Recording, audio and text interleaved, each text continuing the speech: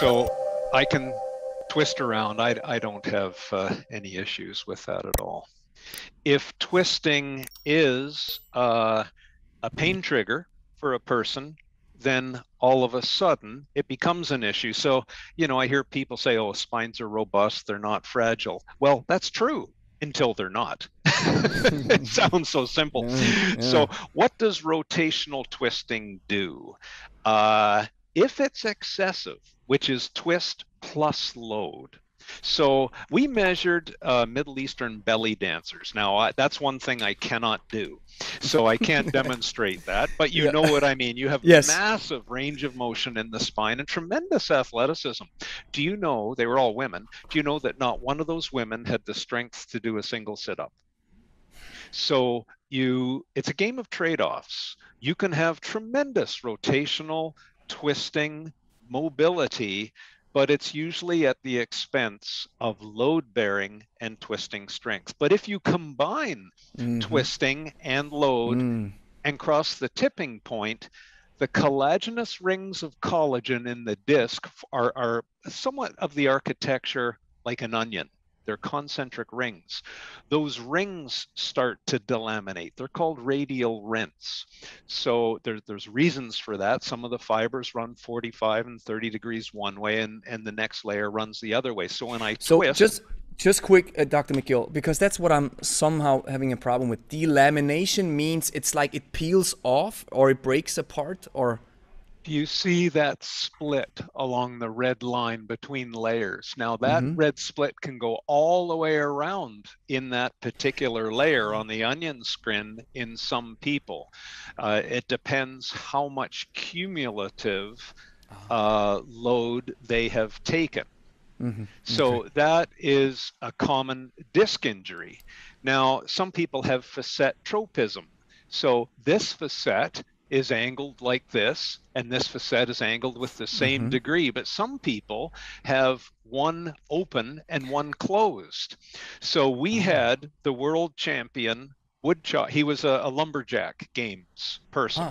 Now, one facet, he could chop and he could do the footwork, and whoop, the other way was not possible because his facet joints didn't allow that particular athleticism. But that tropism was a benefit and an advantage, or an American baseball pitcher.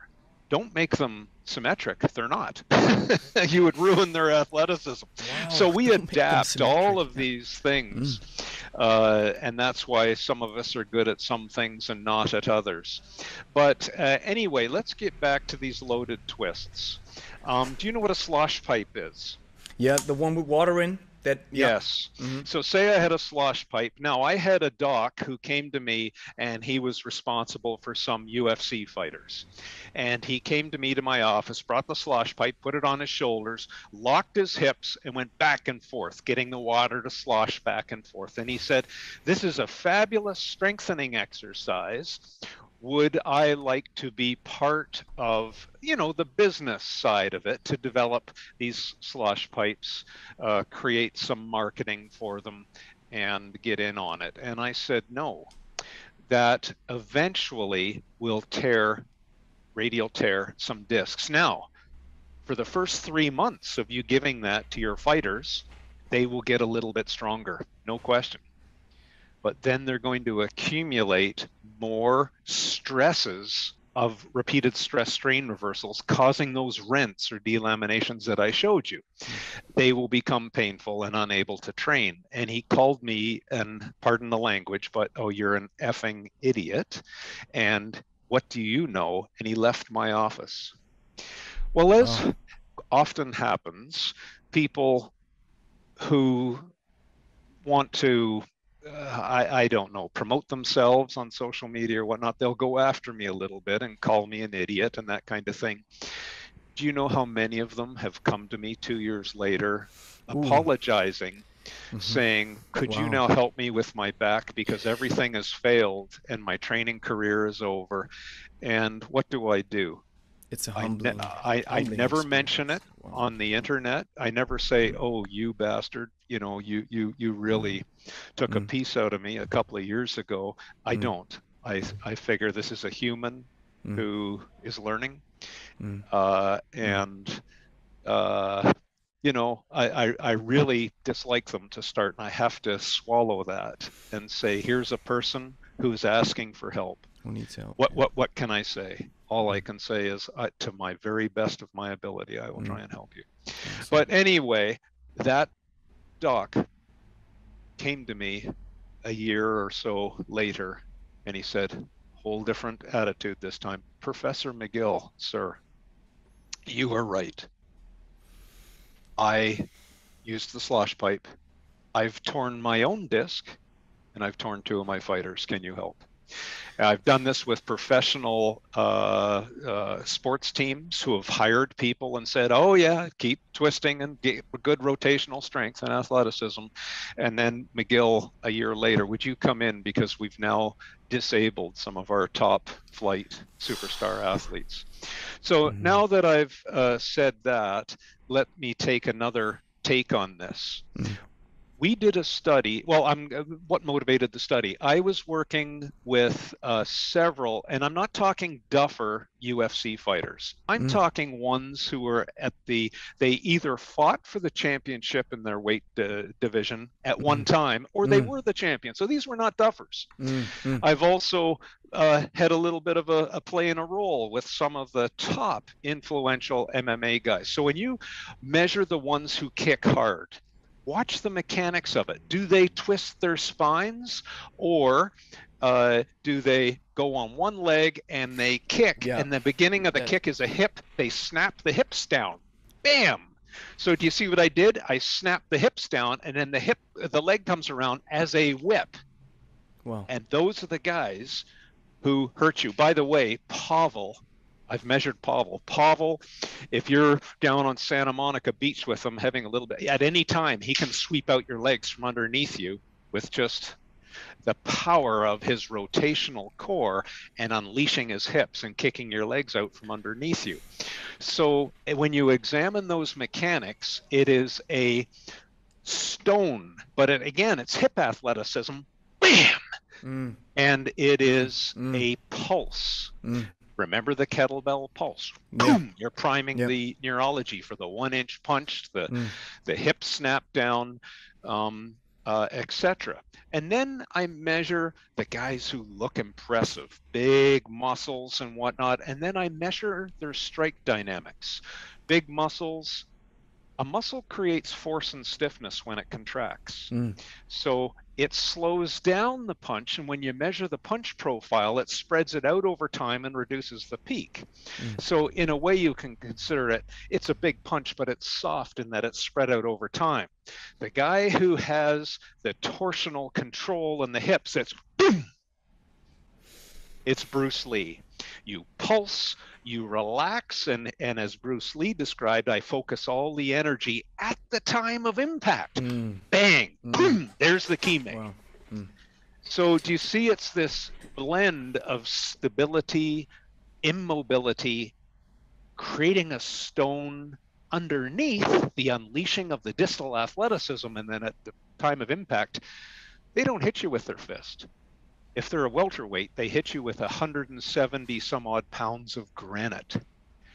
And to be in the same room just measuring this, and then to think a human will withstand this kind of yeah.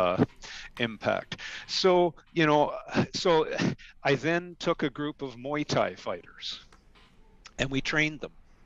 So we measured their strike ability, arm strikes and leg kicks. Mm-hmm, mm-hmm. We also took a group of graduate students. Now, graduate students typically are not very athletic. Mm-hmm. We trained them both. Both groups increased their strike closing velocity. So the first pulse, closing velocity, which is Mm-hmm. important if you're going to win. And Mm-hmm. then the second pulse to turn your body to stone. Mm.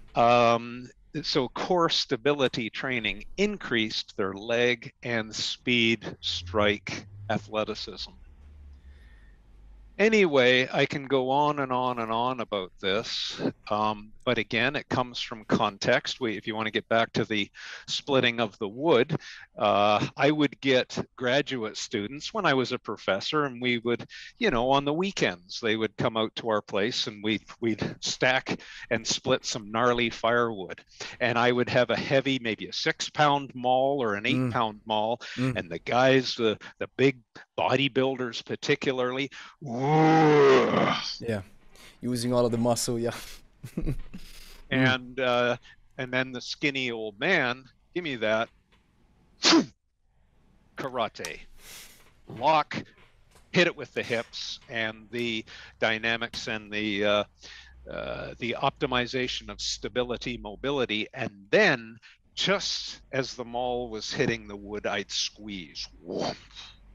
So anyway, but my point was they learned very quickly that chopping is technique, and you can go through a great big spine range of motion and gyration, and it's nowhere near as effective as using the hips and the shoulders, locking the core, transferring the energy, and it's a sharp.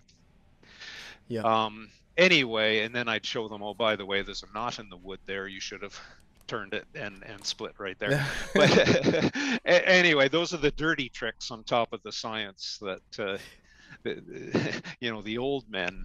The old men tricks. The world of kettlebells is dominated by two training styles called hardstyle and kettlebell sport. Although vastly different in nature, they have been proven to work and give you the most bang for your buck whenever you pick up a kettlebell, if you understand them correctly and are able to differentiate between the two. If you are a beginner, this task might be understandably confusing. Enter the hybrid style and discover how to combine the best of both worlds. The hybrid style Masterclass is a 10-week practice-based online course that will help you take your kettlebell skills to an elite level, made in Switzerland. Learn what's been holding you back and how to become a versatile kettlebell master without having to piece together countless YouTube videos or rely on a gym membership. The price of the hybrid style masterclass is $397 per month for 3 months. Save 20% with a one-time payment of $997. We'll open registration only to a small number of new students every 3